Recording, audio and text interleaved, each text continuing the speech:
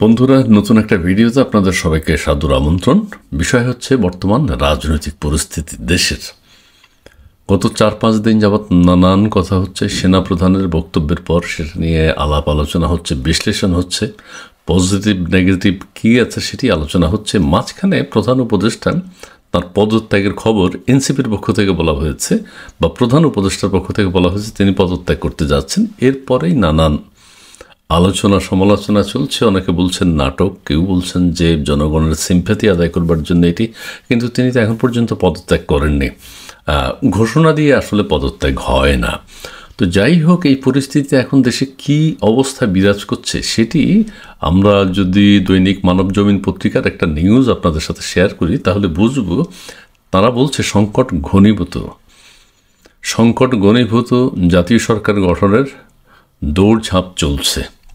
এটা কিন্তু স্বাভাবিক ব্যাপার। কি বলছে অন্তর্বর্তীকালীন সরকার? এই কথাটা হচ্ছে এই কারণে যে সেনাপ্রধান যে বক্তব্য দিয়েছেন, তারপর সেনাপ্রধানের একটা দায়িত্ব আছে।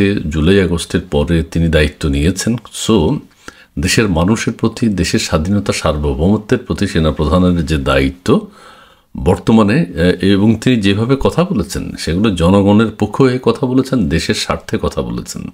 এবং যদিও তিনি দেশের স্বার্থে কথা বলেছেন, কিন্তু বর্তমান ইউনূস সরকার দেশের বিরুদ্ধে যেই ধরনের ষড়যন্ত্র বা যেই ধরনের সিদ্ধান্ত গ্রহণ শুরু করেছেন, এই ক্ষেত্রে সেনাবাহিনী প্রধানের এই বক্তব্য একদম বিপরীতমুখী। অর্থাৎ ইউনূস সাহেব যেসব উদ্যোগ নিয়েছেন সেগুলো বাস্তবায়ন করা খুব কঠিন হবে সেনাবাহিনীর বক্তব্যের পর।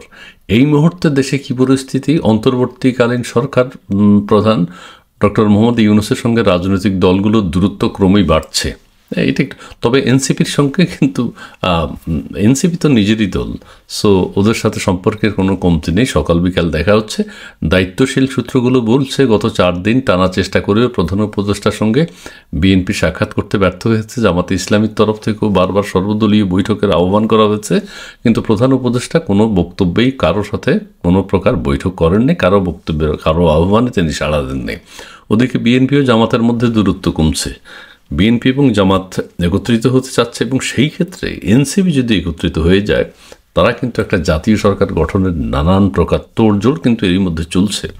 ইতিমধ্যে 2 দফা বৈঠকের খবর পাওয়া গেছে, অর্থাৎ বিএনপি জামাতের মধ্যে 2 দফা বৈঠক হয়ে গেছে। 2026-এর ফেব্রুয়ারির মধ্যে নির্বাচন অনুষ্ঠানের ব্যাপারে 2 দলের মধ্যে কথাবার্তা চলছে। বিএনপি ডিসেম্বরে নির্বাচন করার যে অবস্থানে আছে, জামাতের সাথে আলোচনা করে হয়তো সিদ্ধান্ত নিতে পারে তারা 26-এর ফেব্রুয়ারিতে নির্বাচন অনুষ্ঠান হোক। নির্ভরযোগ্য সূত্রগুলো বলছে প্রফেসর ইউনূসকে ঘিরে একটি চক্র, অশুভ চক্র কাজ করছে। এই চক্রের মধ্যে রয়েছে 7 জন। ভেতরে মানে উপদেষ্টাদের মধ্যে 4 জন আছে, বাইরে আছে 3 জন। নামগুলো বলা হয়নি। এই চক্রটি চায় না নির্বাচনের দেশকে এগিয়ে যাক, অর্থাৎ দেশ নির্বাচনমুখী হোক। এই চক্রটি তা চায় না। তাদের মতলব অন্য। তারা প্রফেসর ইউনূসকে জনবিচ্ছিন্ন করতে চায়। সর্বশেষ খবরে জানা গেছে সংকট ঘনীভূত হচ্ছে, আর এই সংকট উত্তরণের কোনো উদ্যোগ নেই, বরং উল্লেখিত চক্রটি নানা খেলায় মত্ত রয়েছে। তারা কারা ঠিক বোঝা যাচ্ছে না। নিশ্চয়ই প্রতিবেদক জানেন। তারাই বলছে প্রফেসর ইউনূস পদত্যাগ করতে যাচ্ছেন। হ্যাঁ, তারাই প্রচার করেছে, তারাই বলছে প্রফেসর ইউনূস পদত্যাগ করতে যাচ্ছেন, তারাই তাকে বুঝাচ্ছেন আপনি থাকেন। আর এই সংকট উত্তরণের তারাই আমরা তাকে পদত্যাগ থেকে বিরত রেখেছে।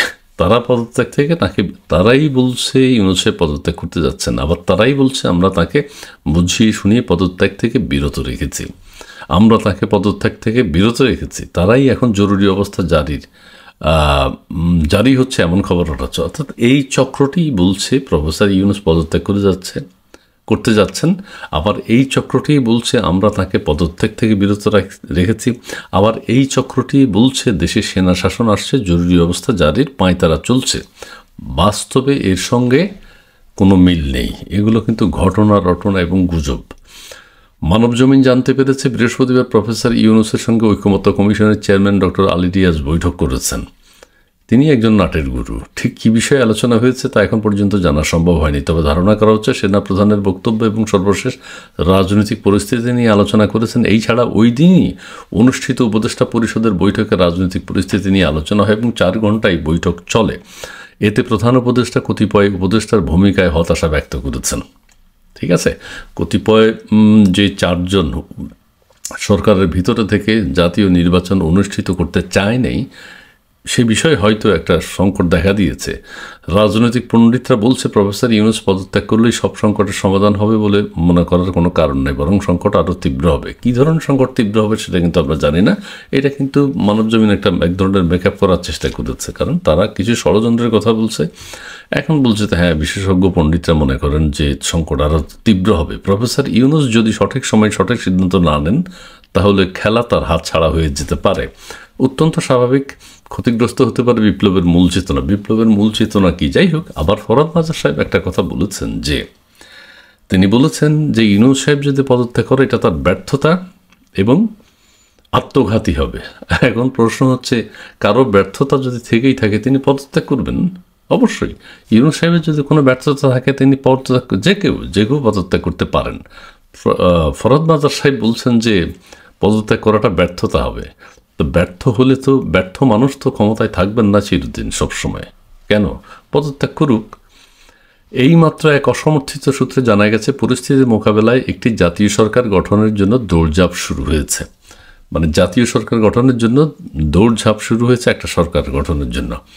দেখা যাক কি হয়, দেশের পরিস্থিতি কোথায় গিয়ে দাঁড়ায় সেটি আমরা দেখতে চাই। তবে দেশের স্বাধীনতা, সার্বভৌমত্ব আক্রান্ত হোক এটা দেশের মানুষ চায় না। ধন্যবাদ।